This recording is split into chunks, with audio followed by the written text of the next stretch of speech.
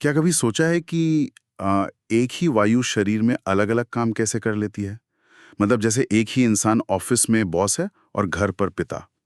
आज हम वात के उन 5 रूपों के रहस्य को सुलझाएंगे, जो हर परीक्षा और क्लिनिकल प्रैक्टिस का आधार हैं। नमस्कारम, हम व्योम वैद्य आपका संहिता ट्रिक्स यूट्यूब चैनल पर स्वागत करते हैं। चलिए हमारी अष्टांग हृदय सूत्र स्थान 12 पार्ट 2 की यात्रा और इसका चरक और सुश्रुता संहिता के साथ कंपैरिजन शुरू करते हैं। विद्यार्थियों, आज के इस डीप डाइव का हमारा मिशन द 5 विंड्स ऑफ वाता यानी वात के 5 प्रकारों की इस स्लाइड डेक का गहरा विश्लेषण करना है। हाँ, और हम यहाँ सिर्फ श्लोका पढ़ने नहीं आए हैं। हम इसके पीछे का असली विज्ञान समझेंगे, विजुअल मेमोरी ट्रिक्स को डिकोड करेंगे और सबसे जरूरी बात, चरक, सुश्रुत और वाग्भट के मतभेदों को समझेंगे, क्योंकि परीक्षा के दृष्टिकोण से यही सबसे बड़ा साइकोलॉजिकल ब्लाइंड स्पॉट बन जाते हैं। तो शुरू करें। बिल्कुल। तो चलिए इस विश्लेषण की शुरुआत उस मूलभूत सिद्धांत से करते हैं जो सभी जैविक गतियों का एकमात्र आधार है। स्लाइड 1 पर श्लोक लिखा है, प्राणादि भेदात पचात्मा वायु। इसका सीधा सा अर्थ यह है कि वात जो मूल रूप से हवा और अंतरिक्ष यानी आकाश का तत्व है ना, सही कहा, वही हमारे शरीर की हर छोटी बड़ी गति को कंट्रोल करता है। पर यहाँ एक सवाल उठता है। श्लोक ऐसे पंचात्मा कह रहा है, तो क्या इसका मतलब यह है कि शरीर में 5 अलग-अलग हवाएं चल रही हैं जो आपस में टकराती हैं? अरे नहीं, ये तो एक बहुत ही आम गलतफहमी है। इसे समझने के लिए स्क्रीन पर दिए गए इस प्रिज्म वाले चित्र की कल्पना करें।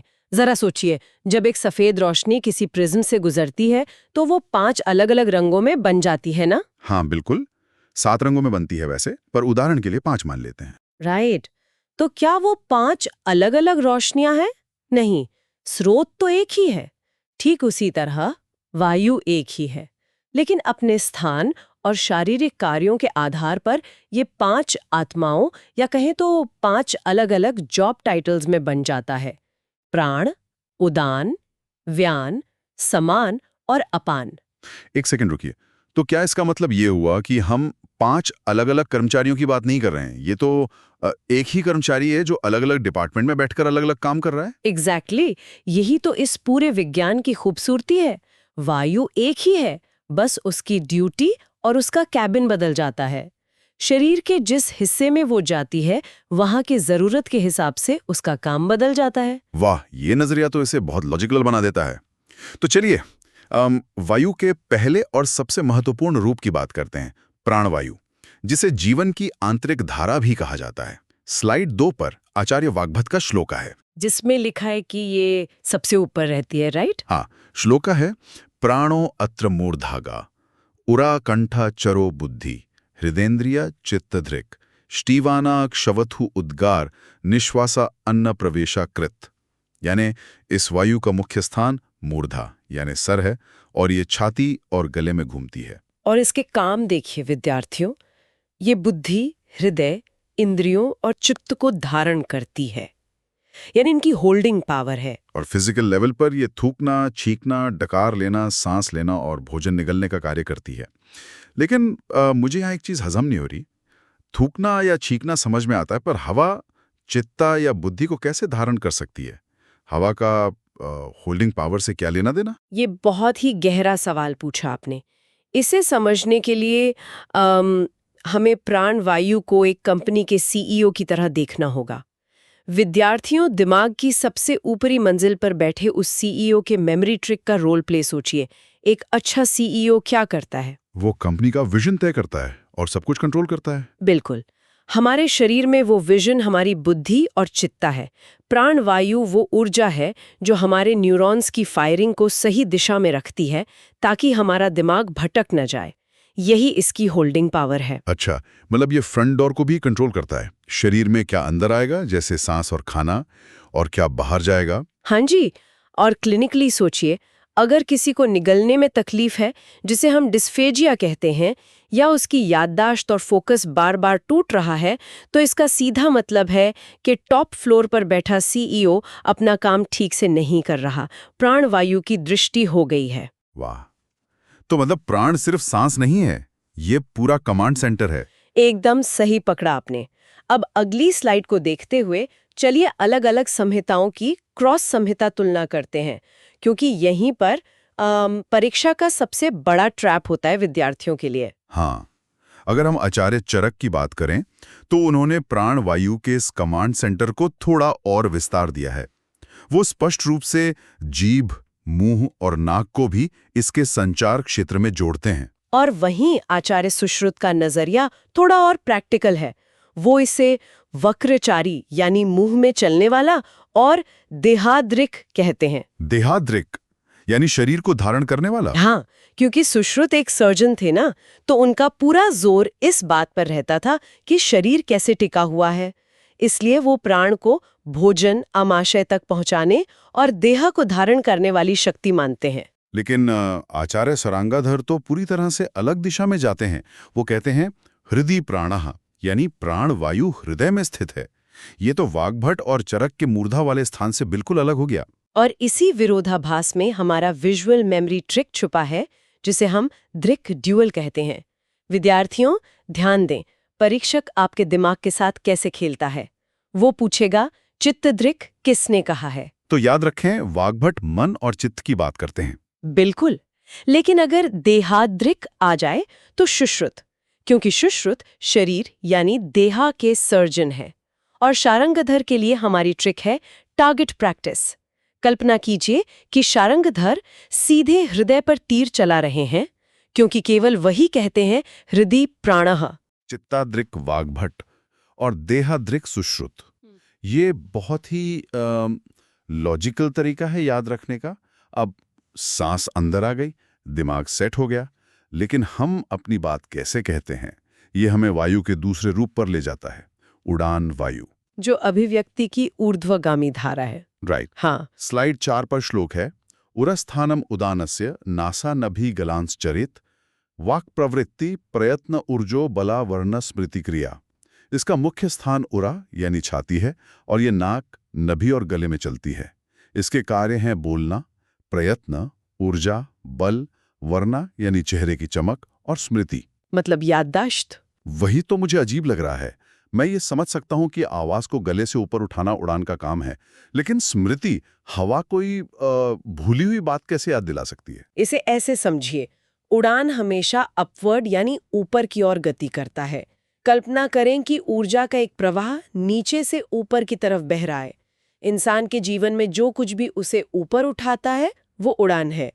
यादाश्त आखिर क्या है? पुरानी बातों को याद करना। हाँ, पर टेक्निकल लेवल पर स्मृति का मतलब है सबकॉन्शियस माइंड की गहराइयों में दबी हुई किसी पुरानी फाइल को खींचकर कॉन्शियस माइंड की सतह पर लाना, यानी उस जानकारी को ऊपर उठाना। अरे वाह! तो उड़ान वायु उस क्रेन की तरह काम करती है जो गहराई से यादों को ऊपर लाती है। एग्जैक्टली। क्लिनिकली अगर देखें तो अगर किसी रोगी की आवाज अचानक बैठ जाए, चेहरे की चमक चली जाए या वो चीजें भूलने लगे, तो इसका सीधा मतलब है कि उसकी ऊपर उठने वाली ऊर्जा यानी उड़ान वायु कमजोर पड़ गई है। ये अपवर्ड मैकेनिज्म इसे पूरी तरह स्पष्ट कर देता है। अब इसी थॉट को आगे बढ़ाते हुए स्लाइड 5 के ग्रैमी अवार्ड वाले चित्र को देखिए। यहाँ एक बहुत बड़ा पैराडॉक्स है जिसे हम सुप्रीम विन पैराडॉक्स कहते हैं। हाँ, मैंने पढ़ा है कि आचार्य चरक और वाग्भट के अनुसार शरीर की सबसे श्रेष्ठ वायु प्राणवायु है, और ये लॉजिकल भी लगता है। सांस नहीं तो इंसान नहीं। लेकिन आचार्य सुश्रुत कहते हैं कि सबसे श्रेष्ठ वायु उद्दान है। उन्होंने इसे पवनोत्तमा की उपाधि दी है।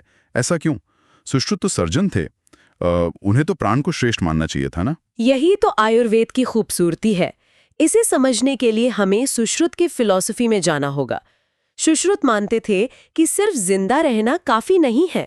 एक इंसान और जानवर में क्या फर्क है? जानवर भी तो सांस लेते हैं। हाँ, प्राण तो उनमें भी हैं। लेकिन सिर्फ इंसान ही भाषित यानी बोल सकता है और गीतादि यानी गाना या कला की अभिव्यक्ति कर सकता है।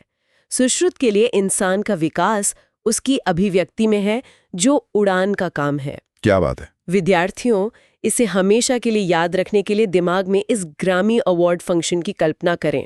सुश्रुत स्टेज पर है और वो बेस्ट आर्टिस्ट का अवार्ड यानी पवनोत्तमा का खिताब किसे दे रहे हैं? एक गीते हुए गायक को। तो जब भी परीक्षा में पवनोत्तमा आए तो वो ग्रामोफोन और गायक याद आना चाहिए। ये विजुअल मेमोरी ट्रिक तो कभी नहीं भूलेगा कोई। सुश्रुत का मानना है कि जो हमें इंसान बनाता है वही सबसे श्रेष्ठता है। अद्भुत। तो हमने सांस अंदर ले ली, उसे अभिव्यक्त भी कर दिया। लेकिन ये ऊर्जा पूरे शरीर के एक एक सेल तक कैसे पहुंचती है? वहां व्यान वायु की एंट्री होती है। बिल्कुल, स्लाइड 6 पर व्यान वायु की बात है, जिसे एक हाई स्पीड सेंट्रीफ्यूगल पंप की तरह देखा जा सकता है। श्लोक है, व्यानो हृदि स्थिता कृत्स्ना देहचारी महाजवाहा गत्या पाक्षेपणा उत्क्षेपणा निमेषोन्मेषादिका प्रायः सर्वः क्रियास्तस्मिन् प्रतिबद्धा शरीरिणाम। यानी व्यान हृदय में रहता है और महाजव यानी अत्यंत तीव्र गति के साथ पूरे शरीर में लगातार घूमता है। हाँ, और चलना, हाथ पैर मोड़ना, उन्हें फैलाना, यहाँ तक कि पलक झपकना भी इसके कार्य हैं। क्लिनिकली देखा जाए तो अगर शरीर का कोई भी मूवमेंट रुक जाए, चाहे वो लकवा हो या मांसपेशियों की जकड़न, तो व्यान वायु ही जिम्मेदार है। एकदम सही कहा। इस श्लोका की पावर को फील करने के लिए इस क्रिम्जन रिवर नेटवर्क वाले चित्र को देखिए। यानी शरीर की खून की नलियों का लाल जाल और उसके बीचों बीच धड़कता हुआ एक शक्तिशाली V8 इंजन। व्यान वायु कोई हल्की हवा नहीं है, ये शरीर का V8 इंजन है जिसमें अनलिमिटेड हॉर्स पावर है ना? बिल्कुल। श्लोका कहता है प्राय सर्वा क्रियास्तस्मिन्, यानी अगर शरीर में कुछ भी हिल डुल रहा है, यहाँ तक कि आपकी पलक भी झपक रही है, तो उसके पीछे व्यान की ही ताकत है। लेकिन अगर ये इंजन पूरे शरीर में घूमता है तो इसके स्थान को लेकर आचार्यों में कोई डिबेट क्यों है? मैंने देखा है कि स्लाइड 7 पर स्थान को लेकर कुछ मतभेद हैं। और यही स्थान का विवाद यानी सीट डिबेट परीक्षा का एक और बड़ा ट्रैप है। इस ऑडियो टेबल को ध्यान से सुने। अगर हम व्यान वायु के स्थान की बात करें तो वाग्भट कहते हैं कि इसका स्थान केवल हृदय है। वो इसे इंजन के हेडक्वार्टर्स की तरह देखते हैं। लेकिन आचार्य चरक और सुश्रुत का साफ मानना है कि ये पूरे शरीर में रहता है। देहम व्याप्नोति सर्वम। हाँ, और इसके साथ ही सुश्रुत ने सर्जन होने के नाते व्यान के कुछ और काम भी बताए हैं, जैसे रसा संवाहन उद्याता यानी प्लाज्मा का बहाव, और स्वेद अस्त्रिक श्रवणा यानी पसीना और खून निकलना, और पंचधा चेष्टा। तो विद्यार्थियों के लिए ये जरूरी है कि परीक्षा में व्यान का स्थान पूछे जाने पर आचार्य का नाम जरूर देखें। बिल्कुल। अब इंजन चल रहा है, पूरे शरीर में चीजें घूम रही हैं, लेकिन इतनी हाई स्पीड गति के बाद शरीर को ठहरने और उस ऊर्जा को प्रोसेस करने की भी तो जरूरत है। सही बात है। जो खाना हम खाते हैं उसमें से ऊर्जा कैसे बनती है? ये काम है समान वायु का। स्लाइड 8 पर श्लोक लिखा है, समानो अग्नि समीपस्था कोष्ठे चरहति सर्वतः अन्नम गृह्णति पाचति विवेचयति मुंचति। यानी ये पाचन अग्नि के पास रहता है। हाँ, और इसके 4 जादुई काम किसी एल्केमी से कम नहीं है। ग्रहणाति यानी भोजन को पकड़ना, पचाती यानी पचाना, विवेचयाति यानी सार और कचरे को अलग करना, और मुंचाती यानी नीचे धकेलना।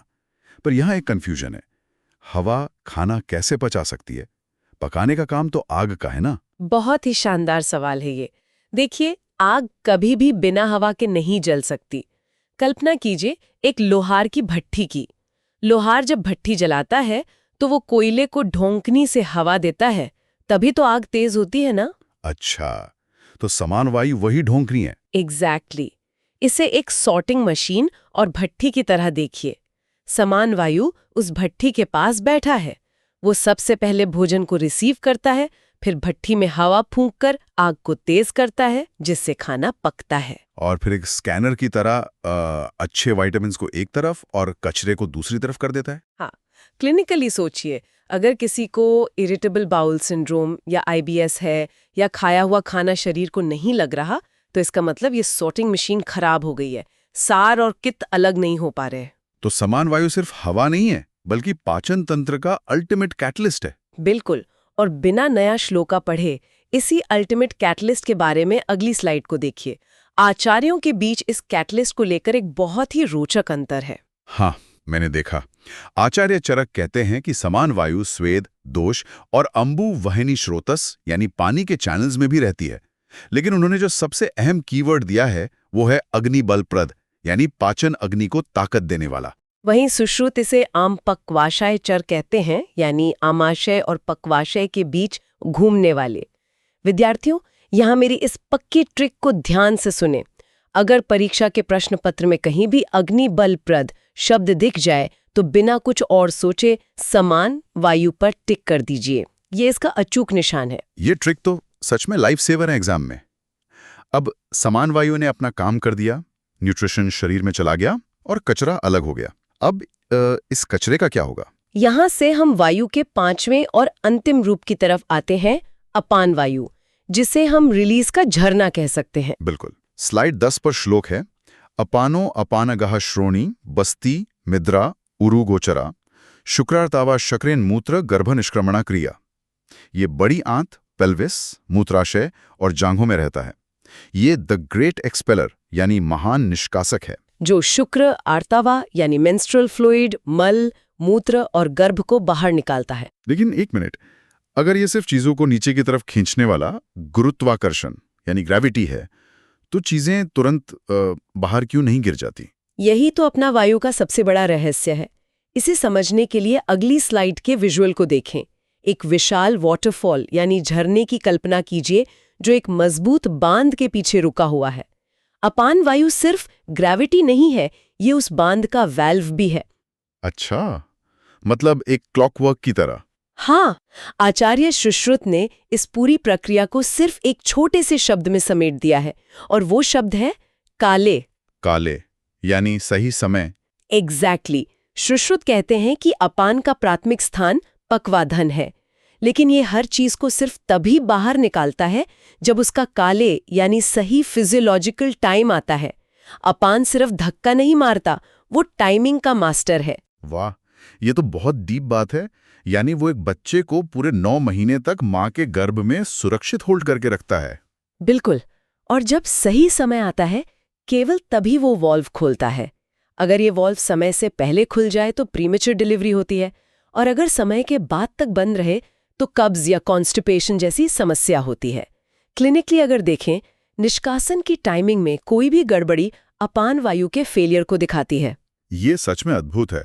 आयुर्वेद में एनाटॉमी सिर्फ एक ढांचा नहीं है, ये समय, गति और टाइमिंग का एक बेहद सटीक विज्ञान है। चरक ने भी इसके क्षेत्र में वंशण, नाभि और वृषण को जोड़ा है, जो इसके व्यापक प्रभाव को ही सिद्ध करता है। तो आज के इस विश्लेषण को समेटते हुए चलिए स्लाइड 12 पर इस पूरी प्रक्रिया को एक जैविक वायु चक्र यानी बायोलॉजिकल विंड साइकिल के रूप में देखते हैं। विद्यार्थियों, ये चक्र एक बहुत ही सुंदर और लयबद्ध तरीके से चलता है। इसे अपने दिमाग में एक साइकिल की तरह सेट कर लें। सांस के रूप में जीवन को अंदर लाना यानी इन प्राणवायु है, और अपने विचारों और ऊर्जा को ऊपर उठाकर अभिव्यक्त करना यानी आउट और अप उड़ान वायु है।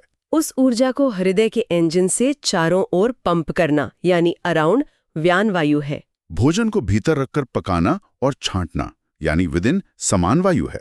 और अंत में सही समय आने पर अनावश्यक को नीचे की ओर धकेलना यानी डाउन अपान वायु है। ये एक परफेक्ट सिंक्रोनाइजेशन है। एक गियर दूसरे गियर को घुमाता है, प्राण अंदर लाता है, सामान पकाता है, व्यान फैलाता है, अपान बाहर निकालता है और उड़ान हमें ऊपर उठाता है। इनमें से एक भी गियर अटका तो पूरा चक्र टूट जाएगा और बीमारी पैदा होगी। सही कहा। यही कारण है कि वात को तंत्र यंत्रधर कहा गया है, यानी शरीर रूपी मशीन को चलाने वाला। आज के इस गहरे विश्लेषण से हमने ये तो समझ लिया कि वायु शरीर की हर धड़कन, हर मूवमेंट और हर विचार को कैसे कंट्रोल करती है। लेकिन मैं इस डीप डाइव को खत्म करने से पहले एक बहुत ही गहरे सवाल के साथ इस चर्चा को विराम देना चाहता हूं।